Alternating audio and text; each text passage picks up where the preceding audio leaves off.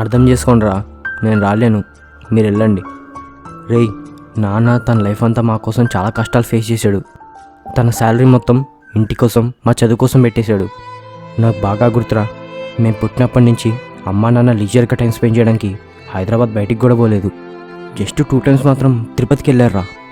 నేను పుట్టినప్పుడు, మా తమ్ముడు పుట్టినప్పుడు, అది కూడా మా ముక్కు తీర్చుకోవడానికి రా. ఇప్పుడు చెప్పరా, ఎన్నో సాక్రిఫైస్ చేసిన పేరెంట్స్ వదిలేసి నేను ఎంజాయ్ చేయడానికి హైదరాబాద్ బయటికి వెళ్ళి వెళ్తాను రా. సారీరా, నా మనసు ఒప్పుకోవట్లేదు.